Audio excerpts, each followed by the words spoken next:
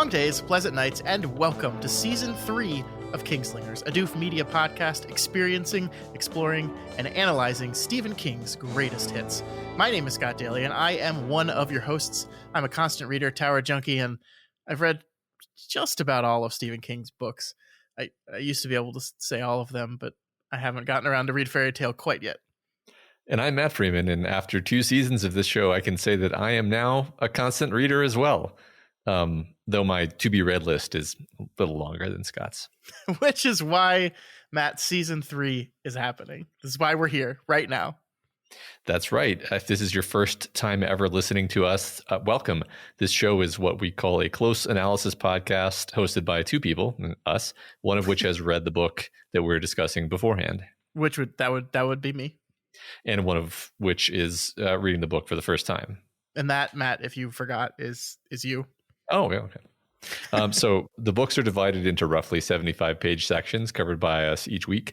We'll spend 2 hours or so, maybe more than 2 hours, each episode discussing the plot, themes, characters, and probably reference Lord of the Rings a few times. Although maybe less time this season than in the past, Matt. Maybe. Not if I can help it. Our first season of the show covered Stephen King's Dark Tower series, and season 2 stuck with the levels of the tower adjacent to King's magnum opus. But Matt, for season 3, we're going rogue, man. We're just tossing all the tower pretense out the window, and we're saying we just want to read more Stephen King books and talk about them. So what I've compiled for you and for our audience here is what I'm calling Stephen King's greatest hits. And I know saying that sentence means that I'm immediately going to get attacked for what books have and have not been picked. We've already told our previous listeners exactly where to send those complaints to a place that I will never respond to them at all ever. But basically, we've compiled a list of books that aren't tower related, don't have anything to do with the Dark Tower, or at least not the ones that perhaps do have some stuff related to the Dark Tower are not explicitly selected for that. Well, what I've done is I've gone through the decades from the 1970s to the 2020s and picked one book from each decade that I think best represents Stephen King in that decade. And then I've also picked a short stories collection. I picked a Bachman book, and I picked a crime novel because Stephen King, at least especially in the last couple of decades, has gotten really into crime fiction. And he's written several books in that genre. I thought that would be something that we could explore. So that's the plan. Matt, do you want to read the books for us?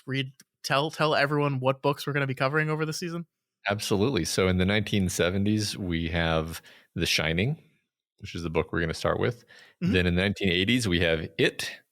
The 90s is Desperation. From the 2000s, we have Duma Key. From the 2010s, we have 11/22/63. And from the 2020s, we have Fairy Tale. And the short story collection that Scott just mentioned is Night Shift. The Bachman book is The Long Walk. Looking forward to that one.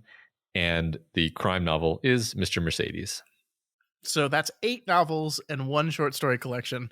We're going to be here. We're going to be here a while. There's a schedule that we've put out. It will be linked in the show notes of this episode and every single episode, and will also be linked over at our main page on our website, doofmedia.com, that will break down every book, every section, every week, and we'll tell you exactly which pages and chapters are being covered in those sections. So that's your handy resource. I would suggest just bookmarking that if you're going to be reading along with us, so you'll always have it handy. Because if there are any changes or shifts or adjustments to any of that, that's where it will be stored. But that's the plan, Matt. I guess we talked about this a little bit at the end of last season, but what are you most excited about when you look at this list of books? You know, these are obviously, as we said, all books that you have never read before. Some of them you know a little bit more about than others. I think The Shining, the book we're starting with, is probably the one out of this list you know the most about, right? Yeah, I'd say so, since I've seen multiple adaptations of The Shining. One of them written by Stephen King himself. Yeah. And adaptations of the sequel to The Shining, and et cetera. I think I'm also really excited about It. I think you've told me that it's your favorite novel ever, which counts for a lot with me. That's a big one. I've heard really good things about 11/22/63. And I kind of know the premise of it, and it just seems really compelling. And I, The Long Walk, I sort of know the premise of that one too, and it sounds like a harrowing nightmare. So I look forward to that one as well. And the rest I'm sure I'll love. I just don't know as much about them. Yeah, we've talked about Bachman in reference to our other Levels of the Tower episodes, which is our Patreon bonus podcast where we cover movies, because we've done Thinner, we've done that Bachman novel, and we've talked about the differences between Bachman and King, and you've always kind of had to talk of them just specifically to how you felt about the adaptations and your pop culture understanding about the differences of these two authors. But I think it's going to be really fun to use The Long Walk as really a way to dive into that. Be like, here's an alter ego of Stephen King, a different name he operates under, and does indeed, maybe not stylistically write differently, but tonally certainly writes very, very different. And I think that's going to be a lot of fun to explore. And The Long Walk is a really excellent book to do that in. Yeah, that sounds great. Yeah, and I think the name of the game here is Stephen King, right? The reason we're doing this, other than just we really like reading and talking about Stephen King and we want an excuse to do it, but I think the overarching, if we had to set a goal for what the season is going to be, I would say it's, we want a greater understanding of this guy. We read these books that, he called his magnum opus, that this is this lifelong work of his that is intensely personal to him, which is that is exactly what The Dark Tower is. And we got to know him really well through those books. But it's like, okay, well, let's take a step back then and see what other information there is to be gleaned. And by structuring it the way we're doing, looking through the decades and seeing not only what type of person he was perhaps when he wrote those books, but how that person changed and adapted, both in his technique and talent as a writer and in his theming, the things he's thinking about, the things he wants to say, the things he clearly believes through what his stories are saying. I think that's going to be really fun to really dive into. And that's what I want to spend a lot of our time on over these next couple of years. Yeah, that sounds great. I know this sort of thing came up a bit during the show organically because we did jump around in time quite a lot, but I agree that it'll be very interesting to intentionally step through the decades like this. Yeah, I mean, especially since in the 80s, like I picked It because it is one of my favorite books ever, but I think it's also a really good encapsulation of what 1980 Stephen King was and what he was doing. And I think the same with the 90s and Desperation. There's a lot of people that were surprised to see me pick Doohickey, although it's really reassuring to see so many constant readers out there are such a big fan of that book, because I really love that book as well. And it's not one that's typically like on a list of his most regarded novels, but I really love that book. And I think it's also very interesting put in the context of what was going on in King's life when he wrote it, what the 2000s were for Stephen King, being the decade that he finished The Dark Tower and also wrote all this other stuff. So there's going to be tons to talk about there.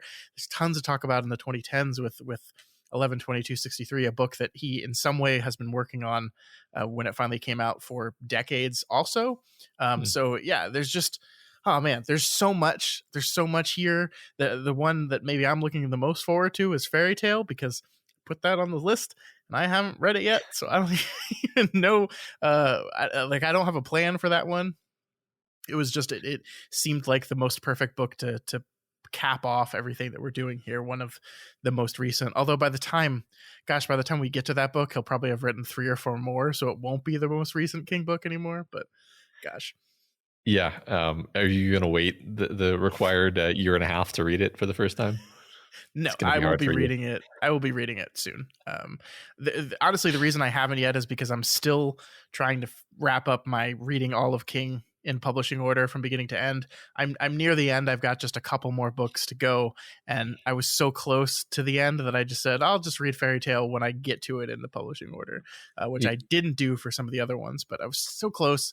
I just got to get through Sleeping Beauty, is a book that I'm really struggling with, to be honest with you. But well, Scott, I think what would be fair is you let me read Fairy Tale now, and then I walk you through Fairy Tale, and you just wait 2 years to start it. Doesn't that sound fair and reasonable? I can see you reacting to this, and I can see that you think this is a great idea. The pain on your face is an expression of what a good idea this is. I don't understand. If you can explain to me in a thorough, organized manner how that would be beneficial to the show, then I will consider maybe thinking about doing it. Ladies and gentlemen, this is what moving the goalposts in real time sounds like, everyone. That's fine, Scott. I understand. You don't understand, Matt. there's a Stephen King book I haven't read, and just like knowing that is kind of hurting me a little bit each day. No, I'm only saying this to torture you, Scott. You know I'm kidding, and I would never actually do this to you. I do. Okay. So I think that's really all I wanted to talk about today, Matt. I just wanted to. We always do these introduction episodes. It's just a short little thing at the beginning of the season where we can kind of lay out our goals, lay out what the show is. I don't know if we're going to have new people joining us on this journey this season. I hope so. I hope we get some brand new people that perhaps haven't listened to the past 2 seasons. I think that's a good thing to say here, actually. There probably will be spoilers for the Dark Tower through the course of the season. That's always kind of been our standard modus operandi, is every single book that we're covering, if there's something that related back to the Dark Tower and a specific moment in the Dark Tower, we were just kind of full steam ahead talking about that kind of thing. We never really stopped and said, spoilers for the Dark Tower. We just treat it as if someone was following along with us on your journey. They have access to the exact same information that you do. And I think that's going to continue with these books. I think the opportunities to do that this season will be less often than they have in the past. Like, I'm not saying that there aren't things in these books that are directly related to the tower. There are, not without spoiling it, there are, and there are moments to talk about the Dark Tower, and there's always going to be moments to connect theming and ideas back to the tower and what Stephen King wrote there. So I just want to say that up front for people. If you haven't read the Dark Tower, proceed with caution, right? Because I don't think we're going to be clearly demarcating spoilers every time they happen, for sure. Yeah. Well, anyway, you have till January 12th to read the Dark Tower. So yeah, get started right now. And it's not that many books. Come on. No. Sleep is dumb, and you don't actually have to do it. We learned that in Insomnia. You get magical powers. So it's true. I tried. Do it. You tried?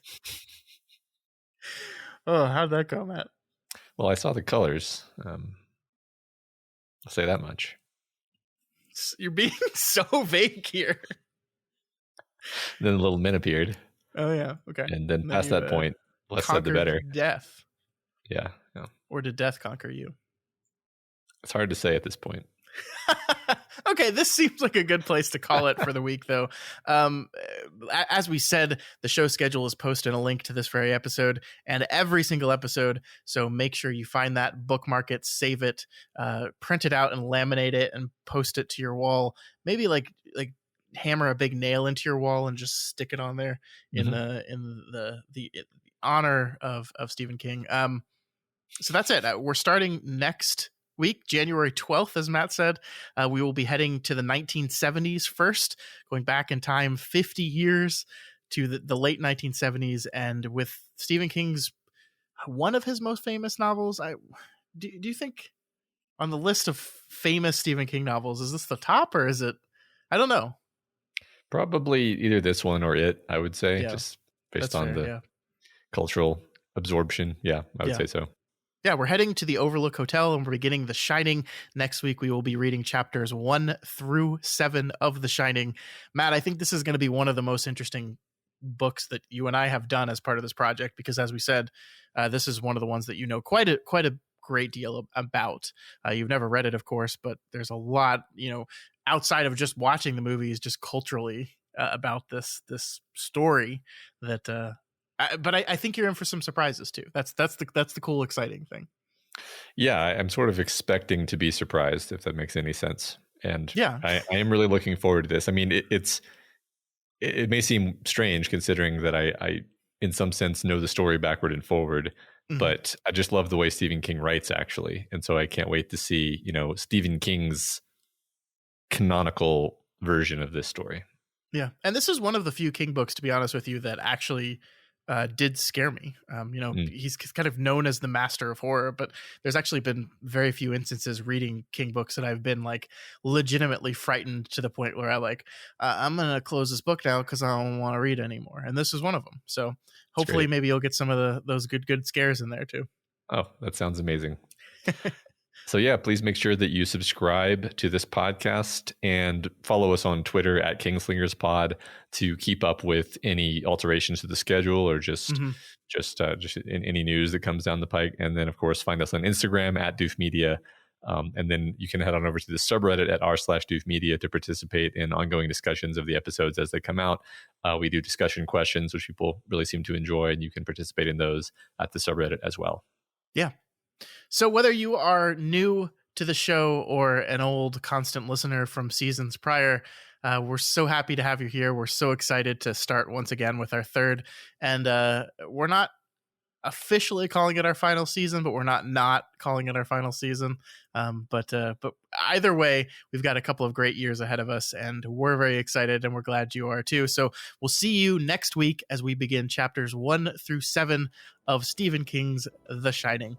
Long days and pleasant nights. And as always, may you have twice the number.